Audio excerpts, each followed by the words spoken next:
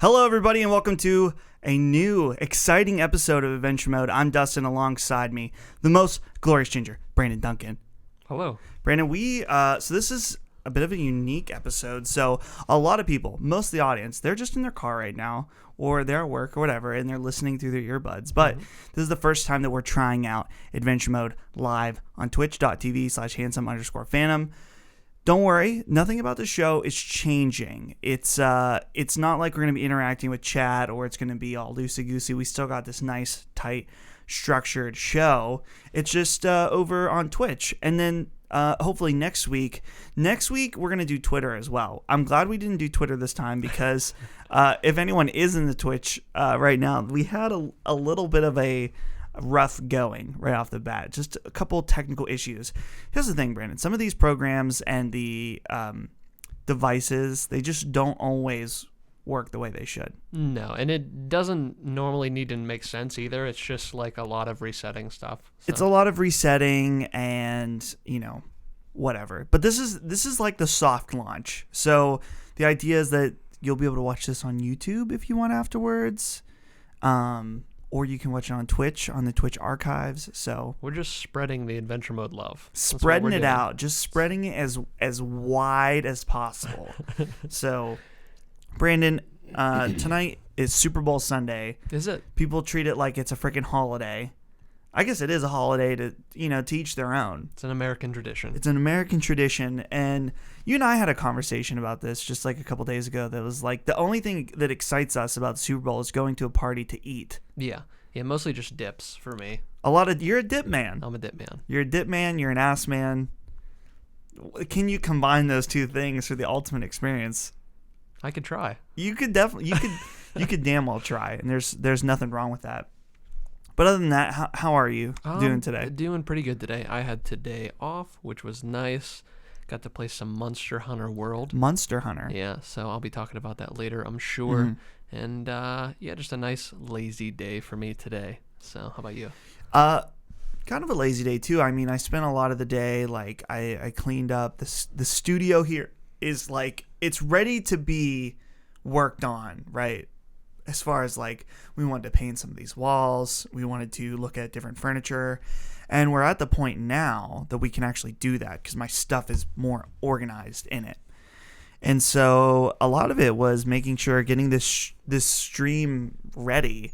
It's the way I have this set up in order for me to produce the show and host it at the same time is like a little crazy because I am. Okay, I'm going to see if I can briefly explain this. My main computer over there, my desktop, is recording the audio for all the normal podcast listeners, but it's also streaming. But I can't control it from over here with my laptop. Yeah. So my laptop is remoted in to my other computer in order for me to press buttons on that computer. But at the same time, my notes are on the MacBook as well. So it's just a lot of moving parts. There's a lot of moving parts. Anything could go wrong at any moment, but that's fine. But other than that, relaxing day. I played some Monster Hunter as well, and it was nice because it really clicked with me today, which was good. Not that it wasn't clicking before, but you even said that like you put in a lot more time than me, and you're like, I feel like I finally can play the game with confidence. Yeah. And I even more so than last week. I can elaborate on that. So yeah. So I'm trying to. I think I left the house like once in the last 2 days. Sometimes it's nice to just veg. You know what I mean? Mm-hmm. I'm very much a homebody, so that's where I like to be. Yeah, I understand that. It's weird because I like to be at home, but something about it, like at where I'm at now, it's 7 p.m. On Sunday. I think I left the house once yesterday. I'm ready to like go out to a store or something like that. Do something. I need to go to the store. Getting a little cabin fever. Here's the truth, Brandon. I moved here last week, as we mentioned, and I ripped my pants on the inside of the crotch. No good. So the problem is I have holes in my crotch, but the good thing is they're very hidden. Like unless I'm, spreading out for somebody. You got to be looking for it. Yeah, you'd have to be looking for it. And this is not the first time this has happened to me. It's a weak spot in pants for you. Yeah, exactly. Probably this is what happens with me too. Is my fat ass thighs rub together, so it just kind of gets a little bit thinner there after a while. That's understandable. And I keep buying the same brand of jeans, and I'm wondering if that's part of the problem or if it's just my thighs, the Thunder thighs. Probably both. I mean, I don't know. I bought more expensive jeans. I've bought cheaper jeans, and I am not a connoisseur, but I haven't noticed much of a difference. So, I never understood buying like really expensive jeans, though. Some people will say, "Oh, it's worth it. Like they feel really nice or something." I always wanted to buy raw denim jeans. Yeah, I remember you saying that you could like fucking bathe with them and shit.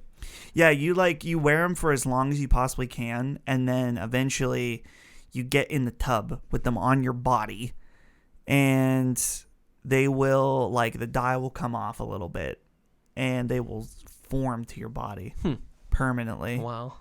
So you can't take them off after that. Brandon, it's like a Ziploc bag. I want to get into gaming talk, but there's one thing that will be outdated by the time this podcast, unless you're in the Twitch audience right now, it's going to be outdated by the time it comes out, because we'll know for sure. I just heard a rumor that during the Super Bowl, there's going to be a ad for a new Cloverfield movie, which there's been rumors about a new Cloverfield movie for the last 6 months.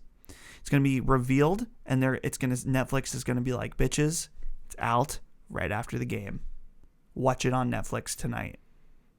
Wow. Wouldn't that be cool? That would be something else. Did you see the first Cloverfield? I haven't seen the first one. See, this is why you don't fucking care. I don't. Dude. Dude, I think that would be so cool. That pumps me up. It would be baller. There's nothing like a shadow drop. Yeah. I wish that at E3 and more gaming stuff was shadow drop. Yeah. But it's just unpractical. Yeah, I mean, most of the time with stuff like that, unless you're a really big company, you need the hype behind it. You know what I mean? You need the advertisement. I think, just imagine if like Rockstar was like, hey, Red Dead Redemption 2, or before, I guess maybe Grand Theft Auto 6, there's a title screen and then that date, and that's it. Not a shadow. I guess it's a little different than a shadow drop. Yeah, it would be super cool if they so they're putting out Red Dead 2, if they finally did some story shit with GTA 5. And like, it's out now. Dude. That'd be cool. Because that would be something else. They keep continually supporting the online, and I mean, this is the longest they've been without making something new. So you'd have to think, I mean, they obviously are working on Red Dead, but it's a big and talented studio, so who knows, they could be cooking up something else. I think the story DLC it's never happening for GTA 5 at this point. I don't think necessarily it is, but I'm just saying it'd be cool. It would be super cool, but yeah, I don't necessarily think that it's happening, but we can dream. You can hope. It's funny. Have you seen like the picture that's like, it's been on like Art Gaming a million times, that was like when the game that Rockstar discovered microtransactions, and it shows like each year they had a release with like LA Noire, Max Payne 3, and then something else maybe, and then GTA 5, and they have not released a single game since then under Rockstar. Well, that's what I'm saying. Like, who knows what else they're doing, because it hasn't been this long before. So never know. Brandon, is there anything else going on with you? No, man. No, not a whole lot. You said yesterday that you were going to a Ichiban Steakhouse. Yeah. You told me directly. You said, I'm spending at least $60 on myself. Did you achieve that goal? No, it was not $60.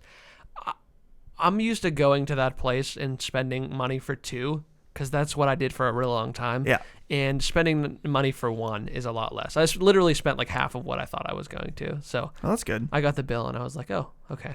You're like, not too bad. $35 or something, right? Yeah. It was. I got a water. It would have been like over 30 for myself. So. Very good. All right. Well, I guess we can just we can go ahead and move on to the next segment. Name that review score. That's right. Name that review score. It's back. It's here. And Brandon, we actually didn't guess on anything last week. Can you believe that? That's upsetting. We didn't guess on anything, but we still have plenty to talk about and something to guess on. So, first of all, we have the review scores in hand for Shadow of the Colossus. And Brandon, this was surprising to me. I wish we would have guessed on this. I should have known, but the reviews came out so much earlier. Yeah. I would have expected that we would have guessed on it today. Yeah. And the reviews would have come out tomorrow. I guess it's because they got it to press so early. They gave it to press very early. So that was a little abnormal. So Shadow of the Colossus remake is sitting at a 93. This year, man. So we talk about 2017. Amazing year. 2018. It's already starting off strong. It's just the beginning of February, and we have 3 almost, 90 or aboves. So, yeah, speaking of that, Shadow of the Colossus, highest reviewed game of the year so far to 93. 2 games at 91, Celeste and Monster Hunter World. And then already, Street Fighter V Arcade Edition 88, Subnautica, which I keep hearing about, at an 87, and Dragon Ball FighterZ also at 87. Pretty dang good. Man. So the question is, I'm curious even like when we look at what is already upcoming. I mean, I guess there is plenty of stuff. Even in February, we have a game we're going to guess on today. Spoiler alert. Civilization, the expansion, Rise and Fall. I think Rust is finally coming to consoles as well, but we're not going to guess on that because it's old. Faye is coming, which is from Zoink Games, who are also doing Flipping Death. And Metal Gear Survive this month. So maybe a little bit of a lighter February, for sure. Other than Shadow of the Colossus right off the bat. Yeah, it was heavy out the gate, so I'm okay if we get some littler titles. It's fine for me because there's plenty of stuff to do. There's plenty, like Monster Hunter. This is a game that I know I'm gonna spend a lot of time in. It feels really good. Feels very good. Very, very good. I'm so excited to talk about that. Anyway, let's go ahead and guess on our first game, and that is, or first and only game this week. That's Civilization V, Rise and Fall. Yeah, I'm a little bit at a little bit of a disadvantage for this because I own the game, but I've never played it. You've never played it because it does not work on your Mac, right? It doesn't run well, and so I just I just poo-pooed on it, and I just haven't booted it back up. I have a hard time playing on my Mac anyway, just because I don't like. Feels like a hassle because it's always dead, so I always gotta plug it in, and I'm just not used to mouse and keyboard yet, so it's a little bit of a learning curve for me. You're not used to mouse and keyboard for playing Civ? At all. Oh, at all. Yeah. Okay, that's fair. No, so Civilization V is excellent. It's Civ 6. Civ 6, sorry. Civ 5 is very good. Yeah, I was thinking about Civ 5 because I was going to say Civ 5, it's hard to believe that you can make a game better than Civ 5. Yeah. But I think they were smart in that they really didn't change. They changed a couple things, in fact, and Holly would be more versed on this than I because she has put a lot of time into Civ 6, but I think she thinks Civ 6 is better than Civ 5, which is impressive. And what's really great is they took what they did with Beyond Earth, right? And just we're not doing this anymore, and they fixed it. You know what I mean? Beyond Earth was interesting, and I applaud them for trying new things. Yeah, but it just didn't work out. It's weird because the actual, for the most part, Beyond Earth wasn't that different. Yeah. But the big changes they made, people did not like. Yeah. Like that. Do you remember that web? Yeah. The web of upgrades. The like upgrade tree. Yeah.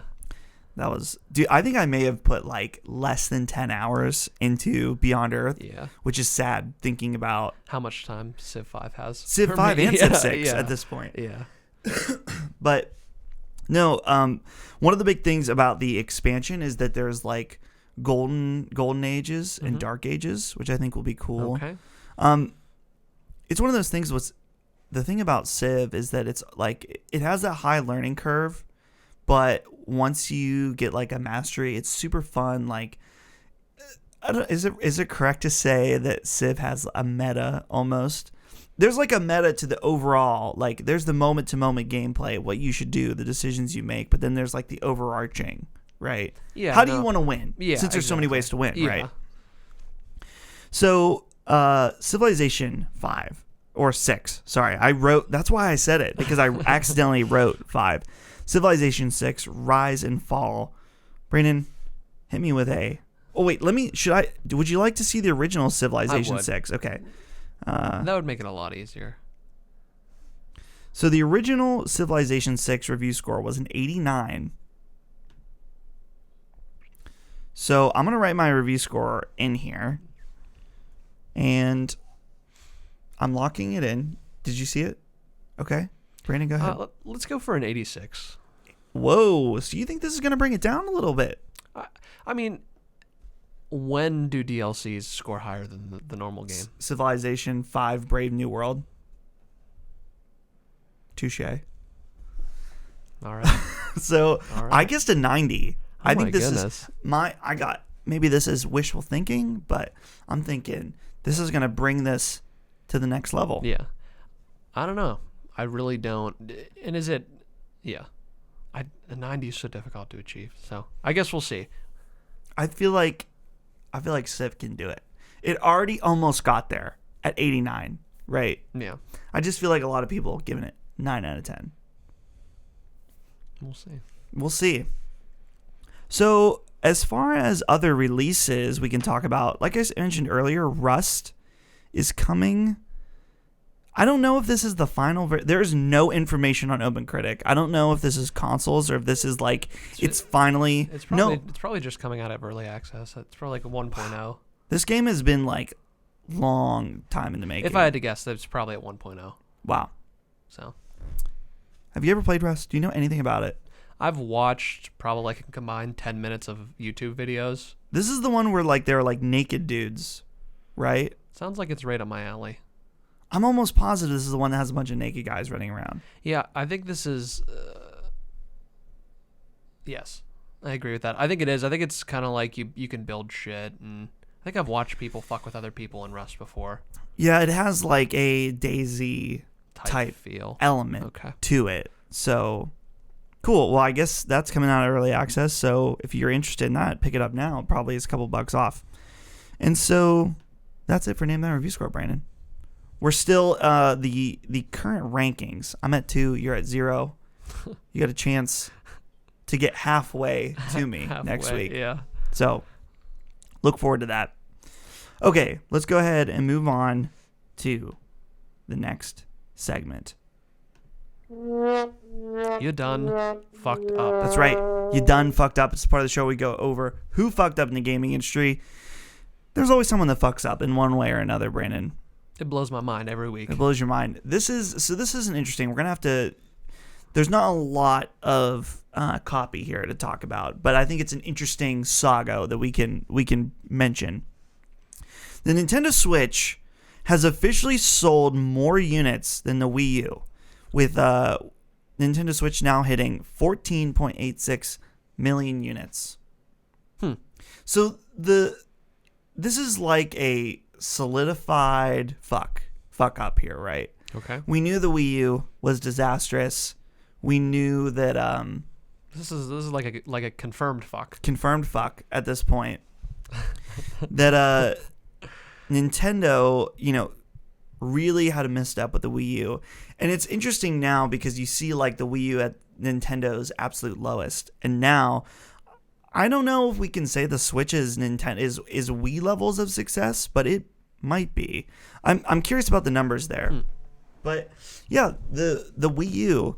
Brandon, what do you think about this? In less than a year on the market, is outsold its previous console. Yeah, I was gonna say, really the time frame is what gets it for me, because outselling the previous console is something you wouldn't almost expect for the next generation, right? But within such a short amount of time, really just goes to show not only, as a testament to how good the Switch is, whether it's the hardware or the software, to be completely honest, or, how shitty the Wii U was. I don't know. There's not much more to say other than that. I think, the Wii U's failure, of course, is a magnitude of a bunch of different things, right? It's like the marketing was so bad. And like, dear God, Nintendo, do not make a new Switch. Do not make a Switch Plus. Do not make a Switch Pro. Just a Switch. Maybe Switch Pro. I'm fine with an updated Switch at some point. Just don't call it the new Switch. I hate that. Who thinks at Nintendo that that's a good idea? Switch U. Oh no, they're like, we're going back. Oh man. Switch 3DS, 3D Switch. There's a 3D scroller on the Switch, just like the 3DS. If they released a Switch that had a like, what if they were like, hey, we're releasing a new Switch. It's got a 1080p screen, and it runs games at slightly higher frame rates and higher resolutions. I'd be down. I probably wouldn't buy it, but I know the market's there. We know without a doubt that there is a Switch, some kind of refresh. Nintendo always does this with everything. Yeah. There's going to be some kind of refresh. Yeah. What if there's like a Switch XL? Slightly bigger Switch. Anyway, the point is, the Wii U, just the Wii U did not do well, so bad, and the Switch is doing so well, it is already outsold. So, Nintendo, you done fucked up, but they redeemed themselves. See, you're talking about it going bigger. What if it goes smaller? What? Oh, the Switch? What if it goes smaller and the Joy-Cons are permanently attached? See, I really think that at some point, this is related, unrelated. I think at some point Nintendo is going to release a Switch that is only, like, that won't have a screen. Yeah. That will only be able to be used as a console. Some point. Interesting. Lower price point, something like that. Kind of like a Vita TV. Who knows, though? Only shoe. Brandon, with the new live format, we no longer are going to have a break in the middle. Maybe we will at some point. I didn't have time to figure out how to program in a break. Fantastic. So, real quick, though, I just got a tweet. We were talking about this earlier. And I just said that Shu was going to be the person that would know about Wii U stuff, but Shu would know. Sorry, Shu. It's not going to be Shu. Shu. It's going to be Reggie. That's who I meant. Brandon, I have to share this with you. I got a tweet. Wario64. The Cloverfield Paradox comes to Netflix tonight. So we thought we were going to outdate ourselves. It happened for tomorrow, but live on air. Live on air, we find out, dude, that Cloverfield movie, it's coming tonight. You know what I'm fucking doing tonight, Brandon? I'm watching that Cloverfield movie. Wow. No one's going to stop me. I already told Holly. I said, no Holly, one will stop you. I said, Holly, if this is coming out tonight, we're watching it. She said, okay. Okay. Sounds we're doing good. it. Which, the only unfortunate part is I was looking forward to playing Monster Hunter. Which I might still have time to play Monster Hunter. I don't think it's going to go anywhere. So you can watch it tonight, but it'll be there tomorrow. It'll be there tomorrow. And so will Monster Hunter. Monster Hunter will be there tomorrow, but I like the hype. I like the moment. Everyone's going to be talking about this tomorrow because after the Super Bowl, everyone's like slightly drunk and they don't want to go to bed quite yet or something. So they're like, Cloverfield. Let's put on this new Cloverfield movie. It's time. So, Brandon, let's go ahead. Let's hop into the news. I feel like this show is flying. This might be a short show. Who knows, though? Let's talk about the news, and then we can leave as much time as we want to talk about what we've been playing. How's that sound? Sounds good. Number 1, Red Dead Redemption 2 is coming October 26th, 2018. I'm fine with this. It's been delayed. Yeah. To no one's surprise. Yeah, I really don't care. I mean, I'm not excited for Red Dead because I think it's great. I'm just not like foaming at the mouth. I don't know. I feel like lately I don't get super excited for games until they're here. Mm-hmm. So if they push it back, that's fine. I got a lot of other shit to play. Yeah, I'm really. It's weird because I think it's been so long since I've played Red Dead. I'm like, I remember that I loved that game, put a lot of time into it, and then I moved on. I agree. So it's weird because my excitement for Red Dead 2 is about the fact that I have this memory of loving it, but I really don't remember a lot about the game. Yeah, I mean, I remember a lot about the game. I don't know. I could just wait for it. I mean, I don't know. I've already waited long enough. Yeah. And I don't know if it's because GTA didn't necessarily leave a bad taste in my mouth. I just wasn't like... I never beat it. I mean, I just kind of lost interest, so... You never beat GTA 5? Oh, dude, the ending's really good. I bought it twice. The ending is really good, I've never beaten it, so... Wow, yeah. I'm surprised by that. But, yeah, I mean, I'm almost like Rockstar, they'll take their time. Honestly, if I was Rockstar, and maybe this is... There's marketing stuff that I no clue about. I'm not, like, in marketing. I don't understand a lot of that. But I'm just like... They're so they're so well known, right? That they could wait until they have like close to a final build, and then they could say, here's a release date in 3 or 4 months. Yeah. You know what I mean? They could have announced it. They could have announced the release date at E3 or something, but I guess then it would have been past spring. See, they set themselves up for this. It's like, I'm just wondering if it was ever really on the table for spring. Maybe they just don't give a fuck. They're just like, yeah, we'll delay it as many times as we damn want. Maybe it's just more hype, because everyone's gonna report on it if it's delayed. That's true. That is like another little marketing Not boost. that they necessarily need it, but if it's only a couple months, that's one thing. If it got delayed till like another year, that's when people start getting upset. But if it's a couple months, normally people are willing to forgive that. Mm-hmm. So, how long? I remember you and I in high school talking about when GTA 5 was announced, and I remember like it being delayed, and so I just don't even remember how long it was between launch and announcement and release. GTA 5 was. Dude, that's really the gift that has kept on giving for Rockstar. Just to think, I always forget that it was released on 360 as well, and PS3. Well, and it was announced our senior year, so it was announced. I think it was announced in 2011, and then it came out in September of 2012. Okay, yeah, it's been. Man. Because I remember that I was directing a play, and I remember thinking, I don't want to be here directing this play. I want to be at home playing Grand Theft Auto 5. Yeah. Though, you win some, you lose some. So, yeah, Red Dead 2 coming October 26th. You can hear all the other games that we're planning on launching in October. Just like shriveling. Quietly, like walking. They're like that Simpsons. That Simpsons gif, like melting into the bush. Yeah, exactly. Okay, number 2. Far Cry 5's season pass is going to Vietnam and Mars. Did you see this little picture? There's not a lot of details other than the locations are Vietnam and Mars. And I think what's most interesting is that the season pass is also coming with something they're calling Far Cry 3 Classic Edition. Any thoughts on that? I think it would be an interesting idea to throw in an old game remade slightly, or maybe just ported in for a season pass idea. Yeah, I think that's interesting. I think it's cool that they're bringing this one back, since Far Cry 3 was kind of like the breakthrough game in the Far Cry franchise. Yeah, I don't have any experience in this franchise at all. Zero. I rented Primal.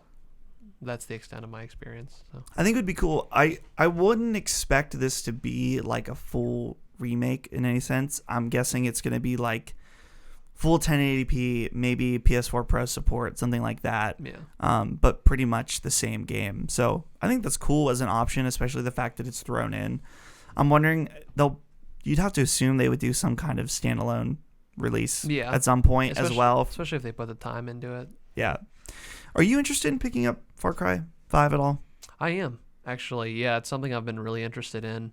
I wish I would have gotten to play it at PSX, but I didn't feel like standing in line. I forgot that was even there. Yeah. Yeah. So I just didn't want to stand there. The line was very long, and I knew I was going to play it, and soon enough. So it's coming. Yeah, I am excited though, especially with our friend and writer Kevin liking Far Cry 4 so much. He's a big fan. Really got me hyped. So yeah. Number 3, BioWare's Anthem has been delayed to 2019. We heard rumors about this last week, and now it's officially been delayed. And I'm not too surprised about this one, just because Anthem has a lot riding on it at this point, especially with what happened with Mass Effect Andromeda, right? I think that was a big stain almost on BioWare's legacy. Yeah. Maybe not BioWare's legacy, but I think it was. Yeah. I mean, I don't know. It's still a Mass Effect game, regardless of whether it's Andromeda, it's not different team, whatever the fuck's going on there. You know what I mean? It's still a Mass Effect game, and it's gonna be side by side with the other ones that are hailed as classics. So I think it is a stain on the name. So it's interesting thinking about BioWare right now, because I mean, there's still, surprisingly, the Old Republic is still going, and they did Dragon Age Inquisition, which a lot of people really liked. It was Game of the Year. And then now we have they did Andromeda, which was like a side team, and then most of them have been working on Anthem. And so Anthem's in this really weird point where they need to like redeem BioWare, and mainly just based on Andromeda. Yeah. And there's so much pressure based on how people feel about these games as service, right? Like Destiny 2 and The Division, and then even taking into account stuff like microtransactions and stuff like that. I think something that's really interesting is that there's a ton of weight on them. I agree from the Mass Effect, kind of flopping a little bit, but it's interesting that this is something completely new. Mm-hmm. So they have a lot of weight on them, but it's not like they're doing another Mass Effect game. They kind of can make it whatever they want, kind of. So I think that's something that's interesting, is that like they have this bad reputation, even if it is a side team or whatever, from Andromeda, but they can really just do whatever they want with this game, because it doesn't have to fit under this moniker of Mass Effect. You know what I mean? It just it is whatever it wants to be.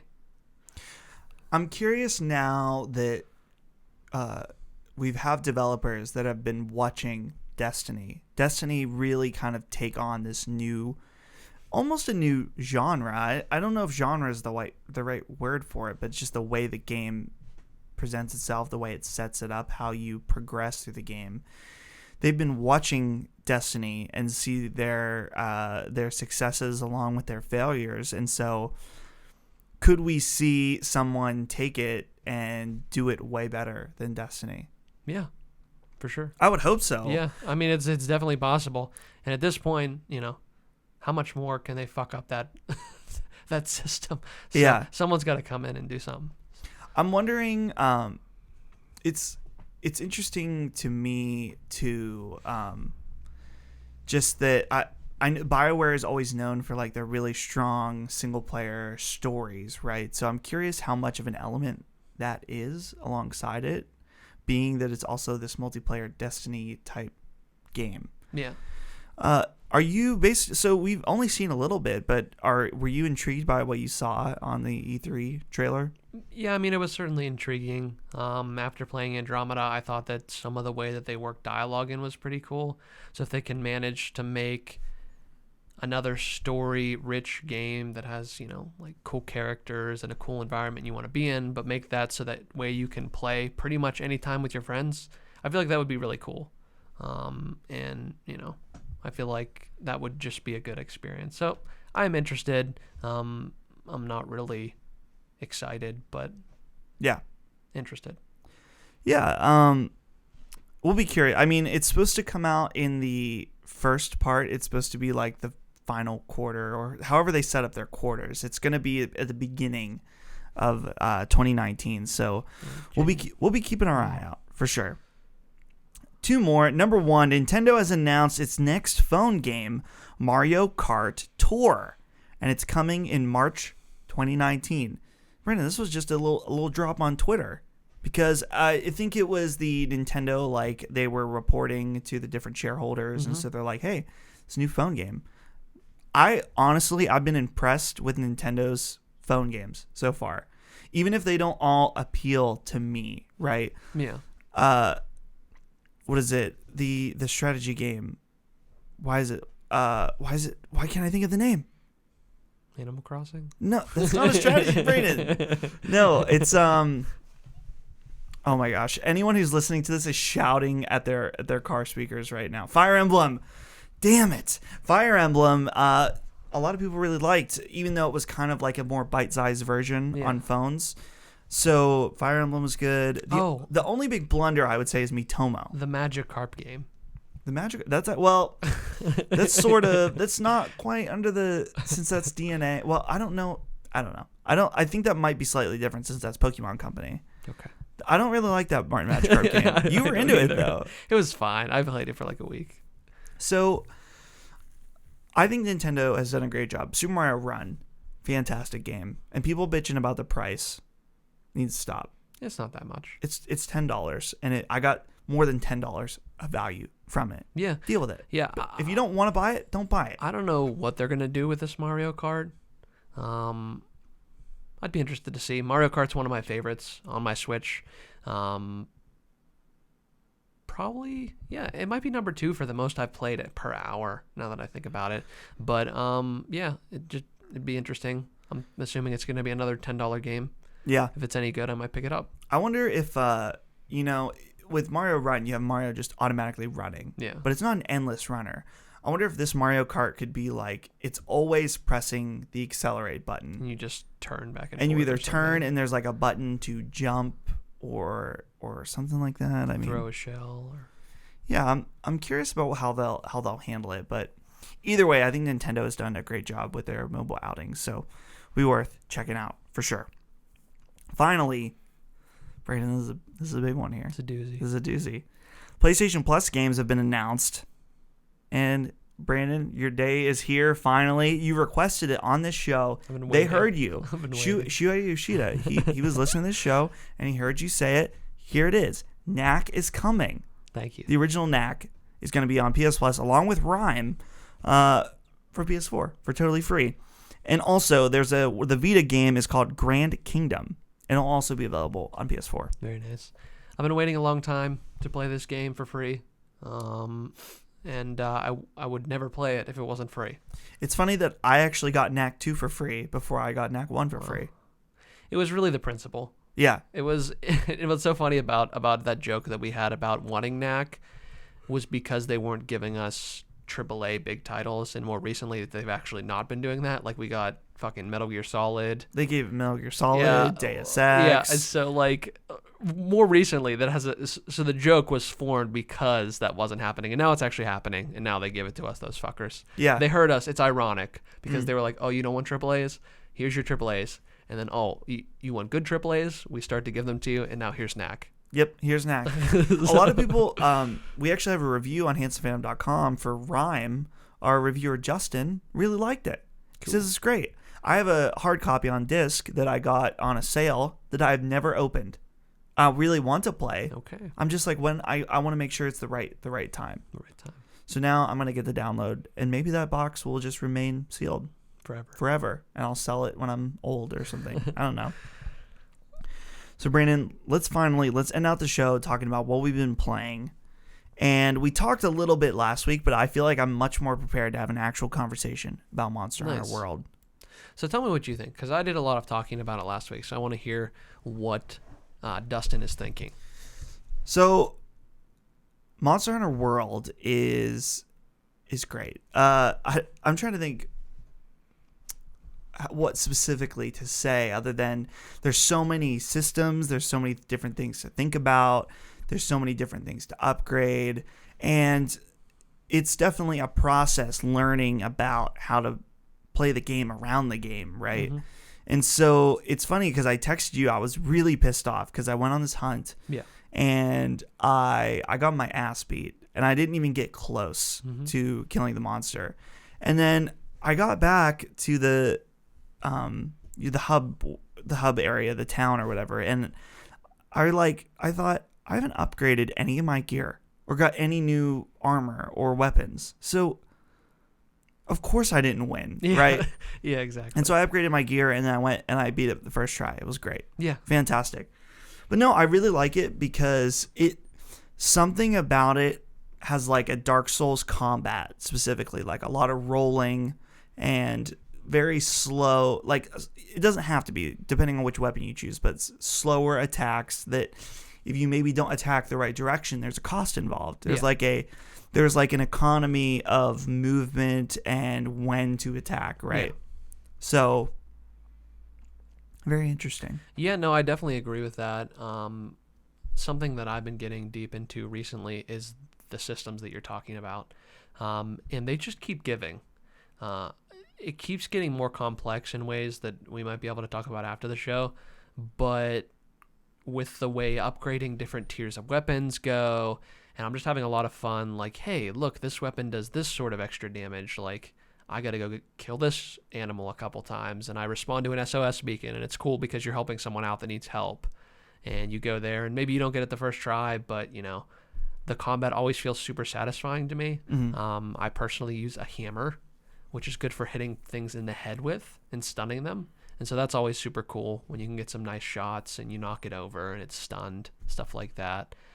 So it just feels really good. And there's things that, like, as I progress, they keep giving me more options to do different things. And it feels so satisfying because it's continued to grow as I've played more. It's not like, hey, this is everything and, do whatever you want. It just keeps getting bigger and more role playing for me. Just like more, I want to be this kind of build, or I want this to be decorated this way, or I want this armor. So it's super cool. And the fashions aspect of it as well, it's really awesome. The fact that every time you kill a new type of monster, essentially you can get cat armor and your armor, yeah, that kind of looks like them, which I think is really awesome, to rep whatever monster you want to wear. And it's fun. There's definitely a little bit of a grind there that I can see, but much like Destiny, it's one that I don't mind. And there's something sometimes nice about grind when it's not too much, kind of mindless, just killing things and, helping people out. And I don't know. What do you think? I have two things. I have a comment and a question. Okay. My comment is, I like that there. So the name of the game, of course, is Monster Hunter World, and what I like is the moments when it feels like a living world, right? So the second time I fought that same monster, he and I accidentally slipped down like a sinkhole together, and so we both fell on the ground. And it turns out that sinkhole was a nest for a much bigger monster. And so they started going at it. And the monster I was fighting was like, fuck this. This is more dangerous than fighting that hunter. And he pieced it. He was like, fuck this. And so it was just a really interesting interaction because it was just interesting that he was like, I'm first going to fight. And then he was like, no. Yeah. And then he ran away. And so that made it really unique.